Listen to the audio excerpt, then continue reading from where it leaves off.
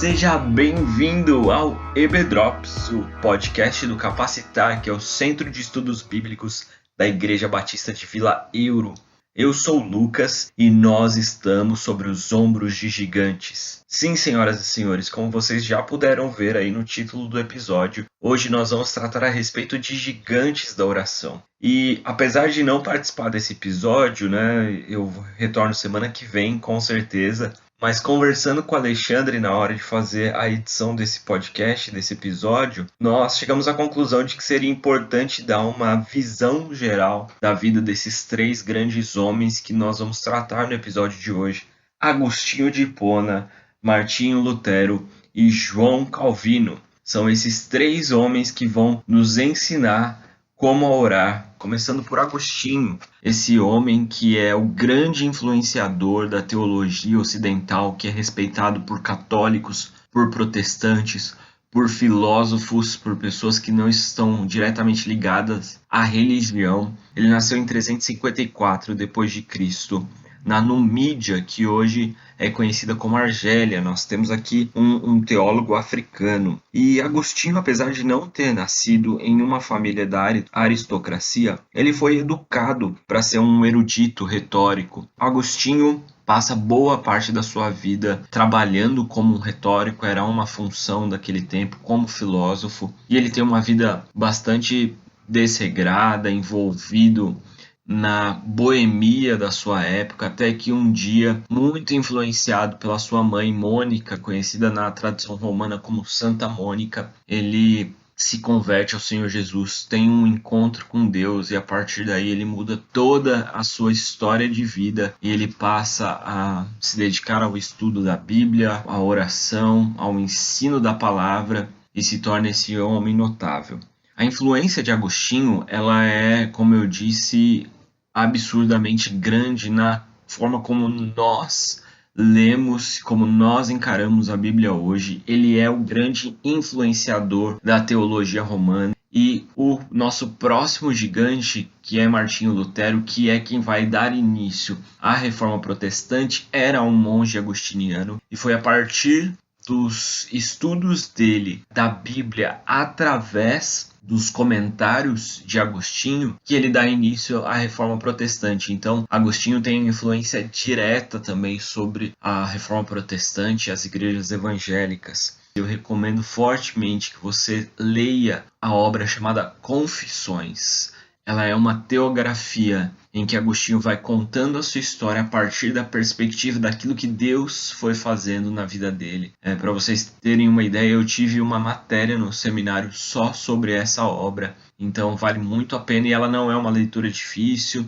E como eu já introduzi aqui, o nosso segundo gigante é Martinho Lutero. Ele nasce em 1483 na Alemanha. Ele é educado, também não vem de uma família rica, e ele é educado para ser um advogado, mas durante os estudos de direito ele acaba se encontrando com a filosofia, com a teologia, e ele opta por ir estudar teologia e se tornar um monge. Ele se torna um monge agostiniano. Por causa da sua retórica, por causa da sua capacidade, ele é levado pelos seus líderes a fazer um doutorado em teologia. E nesse doutorado em teologia ele começa a ter acesso ao material de Agostinho, aos comentários de Agostinho. E a partir da leitura dos comentários de Agostinho, ele começa a ter uma nova perspectiva sobre a leitura bíblica. Isso a gente está falando mais ou menos em 1512, 1513, que é quando ele se depara com o texto de Romanos 1,17, que o justo viverá pela fé. Diante disso, Lutero tem uma iluminação do Espírito Santo. E aí Lutero vai desembocar o começo do movimento da Reforma, a Reforma Protestante, em 31 de outubro de 1517, quando ele prega as 95 teses, e esse é considerado o marco inicial da Reforma Protestante. Lutero vai ser um homem completamente usado por Deus, cheio de falhas, cheio de erros, mas muito usado por Deus na formação dessa nova doutrina. E é a partir desse movimento de Lutero que nós chegamos ao nosso terceiro gigante de hoje. Calvino ele vem alguns anos depois de Lutero. Calvino nasce na França em 1509. Ele se converte em 1532, ainda jovem, e apenas em 3 anos ele já escreve o seu livro áureo, né? A sua grande doutrina, que chama-se As Institutas de Calvino. Esse livro, As Institutas de Calvino, vai sendo atualizado, revisitado e editado por toda a vida de Calvino até 1560, e ele falece em 1564. Calvino ele acaba sendo muito conhecido hoje em dia por conta da questão salvífica. Nós às vezes reduzimos o calvinismo à questão salvífica, mas a obra de Calvino é muito extensa, influenciadora nos nossos dias de hoje, nas nossas doutrinas cristãs evangélicas dos dias de hoje. Para vocês terem uma ideia, em 1559, Calvino fundou a Academia de Genebra, que preparava pastores e missionários. Por isso a gente está falando em 1559. Eles preparavam e enviavam pastores e missionários na média de 120 a 130 homens nesse período. A gente está falando do século XVI. Hoje em dia é difícil encontrar uma instituição que prepare e envie 120 a 130 pessoas para o ministério. Imagina isso no século XVI. E é isso que Calvino faz. E é diante desses 3 homens que nós vamos nos parar agora e aprender como eles oravam e como a oração deles pode sim nos ajudar a orarmos de uma forma mais bíblica. Fique aí então com o nosso episódio de número 33 do EB Drops. Eu tenho certeza que você vai ser ricamente abençoado.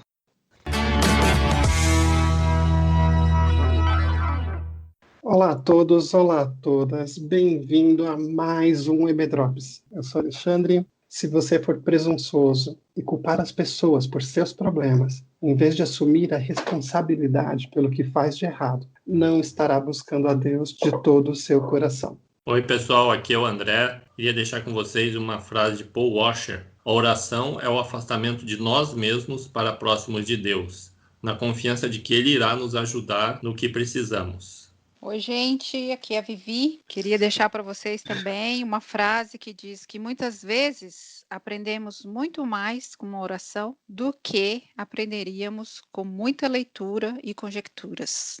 Poxa, gente, falando sobre o tema, a gente pode orar porque Deus é o nosso Pai que é amoroso. A gente pode orar porque Cristo é o mediador que nos concede acesso e porque o próprio Espírito Santo habita em nós. Mas, uma vez que a gente encontra essas fontes espirituais da oração, surge uma nova pergunta.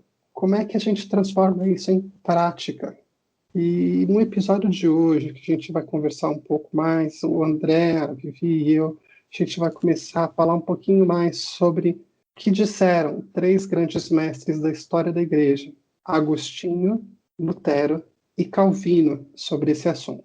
E eu vou convidar primeiro o André para ele compartilhar conosco o que Agostinho nos ensina sobre a prática da oração. Agostinho, ele viveu no século IV e V depois de Cristo, e ele recebeu uma carta uma vez de uma senhora. Ela era uma nobre romana, que era viúva e que era cristã, e ela temia que não estivesse orando direito e pediu para que Agostinho ensinasse ela a orar. Então, Agostinho mandou para ela 2 cartas, e numa dessas cartas ele produziu um pequeno ensaio prático e dedicado exclusivamente à oração. Então, ele separa a oração em 4 princípios básicos. Primeiro princípio, ele diz que a gente deve se considerar desolado deste mundo.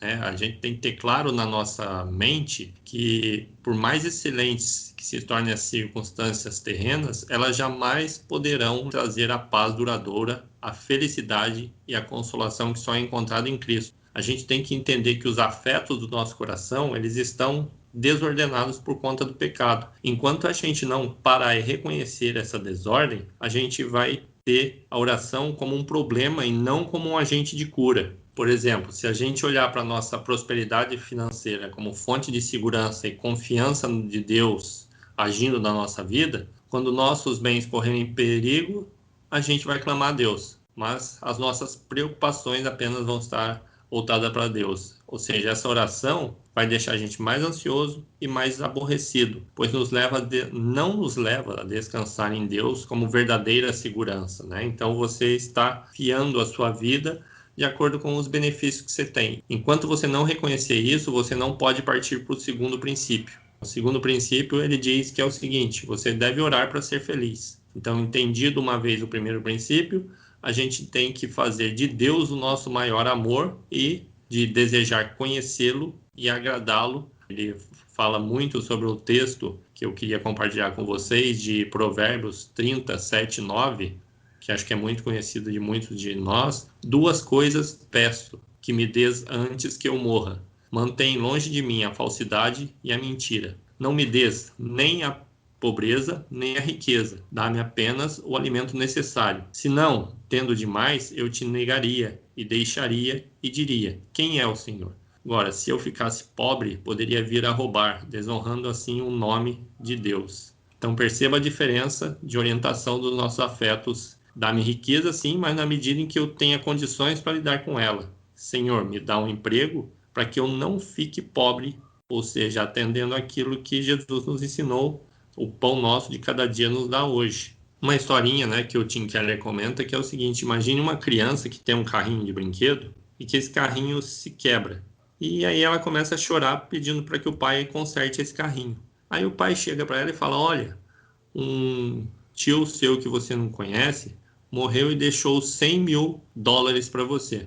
Você acha que essa criança vai ter a noção do que é $100 mil ou que ela vai continuar esperneando, chorando até que o carrinho dela seja consertado? Então, assim, trazendo para nós, né? Nós somos essa criança esperneante. A gente tem o infinito, Deus do universo, Criador dos céus e da terra, mas a gente quer se contentar em ter a satisfação dos bens materiais, infelizmente. Aí, como eu estava comentando com vocês, tem um terceiro princípio: orar estudando a oração do Senhor. Então, após aprender com plena consciência da desordem do nosso afeto, do nosso coração, encontrar as verdadeiras alegrias, a gente deve estudar as particularidades de como orar, estudando a oração do Senhor ou a oração do Pai Nosso, que é mais conhecido, né? Observando dentro dela todos os tipos de oração que ela tem: oração de adoração, de petição, de ação de graças, oração de confissão. Então, reflita no modelo de oração deixado por Cristo e veja como as suas orações se enquadram nela. A gente não vai se aprofundar muito nessa, porque nós teremos um programa específico só sobre a oração de Jesus, e eu acho que é imperdível esse episódio. O quarto e último princípio que Agostinho deixa para a gente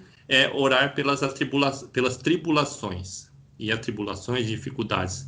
Então, Agostinho fala que nas dificuldades e tribulações da vida, derrame o desejo do seu coração, mas lembre-se da sabedoria e da bondade de Deus. Jesus orou por atribulações, ele 3 vezes orou: afasta de mim este cálice. Submisso a Deus, ele falou: no entanto, não seja a minha vontade, mas sim a tua que seja feita. Então, a gente pode crescer em oração não só apesar das dificuldades, mas graças às dificuldades. Quem não teve atribulações para suportar é porque não começou a ser cristão para valer. Então, Agostinho fala dos benefícios de entender as tribulações como motivo de nos aproximar de Deus. A gente já comentou, inclusive, no episódio anterior, né? Se a gente vê a situação que os apóstolos passaram, Paulo passou de perseguição, de cadeia, ele em nenhum momento pediu para que tivesse diminuído o martírio dele, mas sim que ele pudesse suportar o martírio. A ideia principal de Agostinho é aquela simplicidade de oração, né?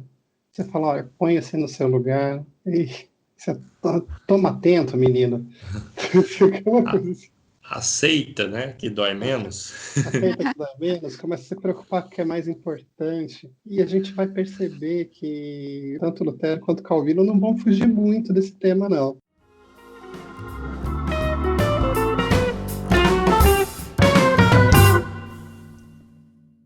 Mas assim, eu vou passar para a Vivi agora, para ela poder falar um pouquinho mais sobre o que Lutero tinha a dizer sobre isso, gente. Sim, como você falou, não foge muito disso, pelo contrário, né, realça isso daí. Inclusive, ele fala também sobre a oração do Senhor, o Pai Nosso. Mas o que eu gostaria de destacar de Lutero é o equilíbrio, sabe? O equilíbrio, a didática. Ele dá uma instrução para um amigo, como Agostinho, né, em forma de carta, que o amigo perguntou para ele como poderia orar também, bem parecida a história. E ele essa carta se tornou um livro, né, que se chama justamente isso, um jeito simples de orar, né, oração simples, né. E ele é bem didático, como eu falei, como um professor mesmo. Ele sugere que a oração seja feita pelo menos 2 vezes ao dia, na primeira hora do dia e na última hora. Que ele fala que é interessante você ter a primeira coisa do seu dia, uma conversa com Deus, e a última também ser uma conversa com Deus, né? E ele fala que a gente tem que cultivar este hábito. Cria o hábito de orar, sentindo vontade ou não. Só que não é uma obrigação. Por que não é uma obrigação? Porque ele alerta para o perigo de a gente se tornar frio e sem alegria no coração. Então, ele mesmo dá o exemplo de quando ele se sentia assim, ele recorria para a oração particular ou mesmo para a oração na congregação. O importante é você não esfriar, não fazer isso com frieza. Uma forma mecânica, né? Exato, como um ritual. E aí ele fala, ele ensinando este amigo, né? Ele fala que ideal que você medite antes da oração em si, né? E aí ele vai ensinar que essa meditação pode ser um manual escolar, um livro de cânticos e louvor, um livro de penitências e um livro de oração. Eu falo assim, mas como assim a meditação é tudo isso? Aí ele vai dando passo a passo, né? Que ele divide em 4 partes. A primeira parte é você pega um texto bíblico, você lê buscando o entendimento de qual instrução está naquela passagem. Você tenta entender o que o texto está querendo que você faça, no que ele quer que você creia e o que o texto diz em termos de instrução. Segundo momento, você vai passar para a ação de graça. Você vai agradecer a Deus por ter sido instruído por aquele texto. Depois disso, você vai passar por uma confissão, por ter a consciência de que você não tem praticado essa instrução. E aí você confessa o seu pecado de não estar praticando o que a palavra diz para você praticar. Num terceiro momento, você ora pedindo para que essa consciência de que você tem pecado permaneça em você para que você não incorra novamente neste erro.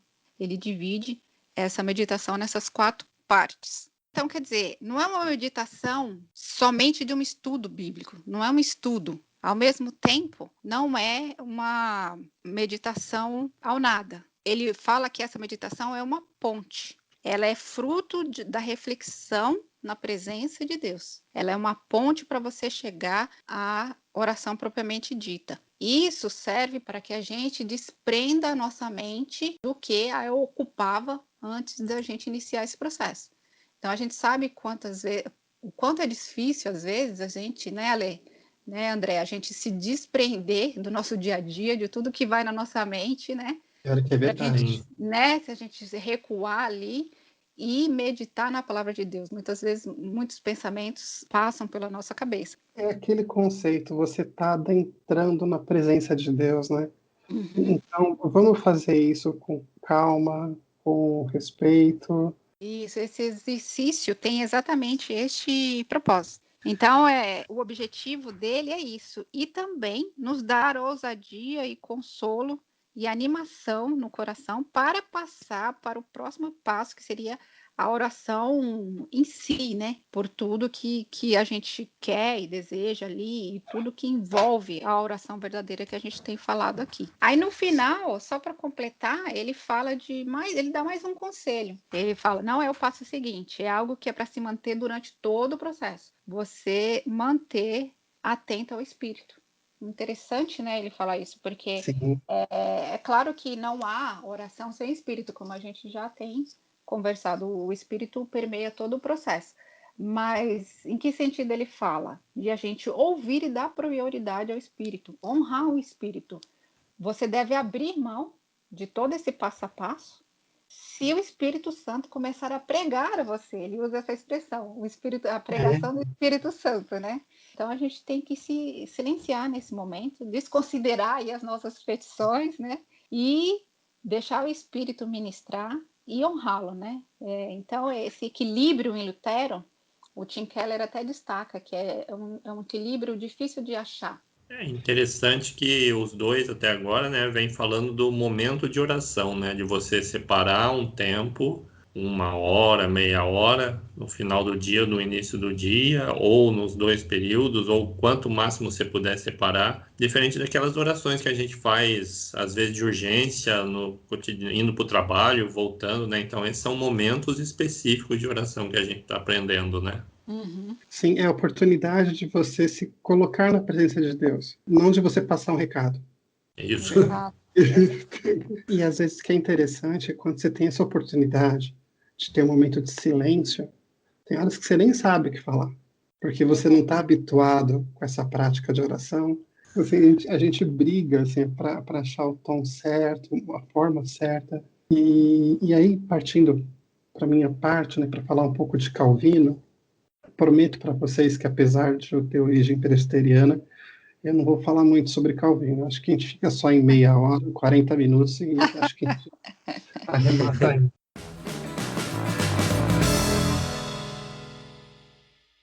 O texto de Calvino sobre que serviu de base está nas próprias institutas, né?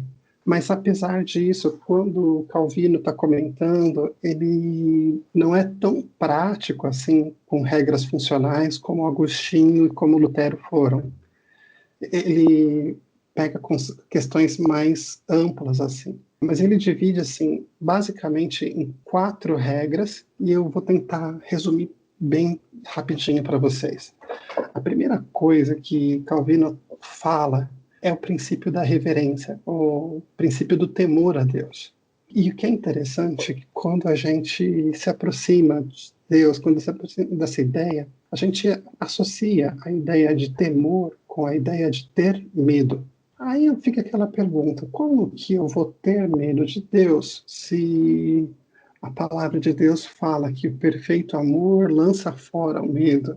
E a explicação, mais ou menos, que a gente tem sobre o tema é que o temor não tem nada a ver com medo, mas tem a ver com respeito. E exatamente por isso, quando você se aproxima de Deus, você se coloca na presença dele com uma vontade intensa de honrá-lo.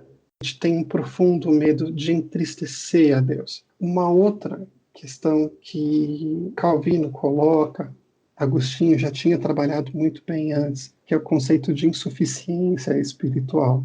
É aquela ideia de que, assim, coloque-se no seu devido lugar, meu querido. Saiba qual é o seu lugar na fila do pão. Tá bom? Assim, mas assim, quem você é na presença de Deus, você não é nada. Assim, a sua oração não resolve os problemas. Não tem nada que você possa fazer na presença de Deus que possa tornar você uma pessoa melhor, uma pessoa mais aceitável na presença de Deus. Então, o que ele fala é uma frase que, assim, é o senso da necessidade que exclui toda a irrealidade. A gente tem que se posicionar na presença de Deus de uma forma humilde. Tem uma música do Diante do Trono que ela é muito sábia quando ela coloca eu preciso de ti. É esse conceito de insuficiência espiritual muito claro para a gente. E é por isso que eu coloquei aquela frase lá no começo. Se a gente fica terceirizando culpa, mais ou menos aquele raciocínio, a culpa é minha e eu ponho onde eu quiser, a gente não vai chegar muito longe em nosso relacionamento com Deus. É aquilo, né, Lê? Quem é cheio de si, não tem espaço para Deus, né? Não tem espaço para Deus. A ideia é o seguinte, a gente precisa abandonar essa autojustificação, parar de transferir culpa, parar de ter dó da gente mesmo, parar de ter essa arrogância espiritual de que a gente está fazendo as coisas certas. E aí vem a terceira e a quarta regra. Essas regras, elas trabalham mais ou menos juntas. A terceira regra, ela fala que eu tenho que ter uma confiança serena, uma confiança submissa que Deus tem o melhor para minha vida. Eu me coloco na presença de Deus, eu me derramo na presença dele, na minha oração, sabendo que o propósito dele é especial e que ele tem o melhor para mim. Isso não quer dizer que ele vai te dar a solução dos seus problemas do jeito que você pensa. Mais uma vez citando, como foi citado antes, a oração do Senhor, é aceitar a frase, seja feita a sua vontade, não a minha, mas a vontade do Senhor. Deus quer que nós coloquemos nossos pedidos em oração na presença dele. Tanto que Tiago, capítulo 4, versículo 2, que a gente não recebe porque a gente não pede. Ou seja, ele fala, olha, você se coloca sim na presença de Deus em oração. Você se coloca com temor, você se coloca com humildade na presença de Deus, confiando que ele está no controle de todas as coisas, mas você pede. Isso não é errado. E o que é interessante é que assim não tem contradição. Porque na medida que você conhece a Deus, que você conhece de Deus, que você convive com Ele, que você caminha com Ele, é natural que a sua vontade se ajuste à vontade do Senhor. Que os propósitos da sua vida comecem a se tornar também os propósitos que Deus tem para você. E parece que eu tenho até aqui uma regrinha, um conjuntinho bonito de regras, né? 4 regrinhas que Calvino coloca. E aí na conclusão ele fala, sabe de uma coisa? Tem uma coisa que até os teólogos chamam de uma quinta regra, né?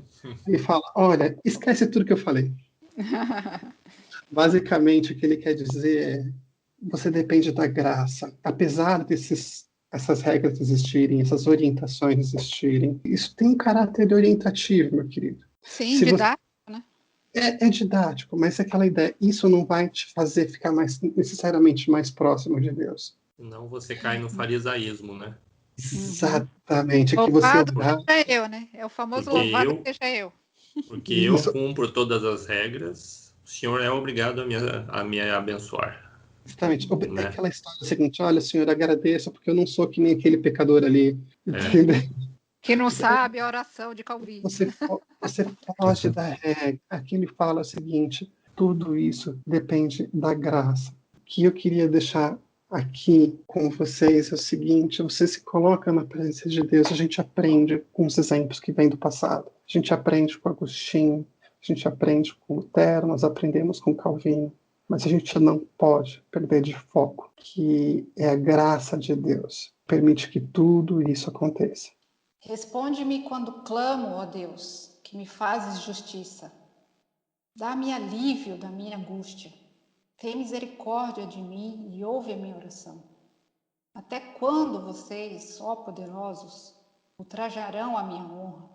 Até quando estarão amando ilusões e buscando mentiras? Saibam que o Senhor escolheu o piedoso. O Senhor ouvirá quando eu invocar. Quando vocês ficarem irados, não pequem. Ao deitar-se, reflitam nisso e aquietem-se. Ofereçam sacrifícios como Deus exige e confiem no Senhor. Muitos perguntam, quem nos fará desfrutar o bem? Faze, ó Senhor, resplandecer sobre nós a luz do teu rosto. Encheste o meu coração de alegria. Alegria maior do que a daqueles que têm fartura de trigo e de vinho. Em paz me deito e logo adormeço, pois só tu, Senhor, me fazes viver em segurança. Amém. Amém.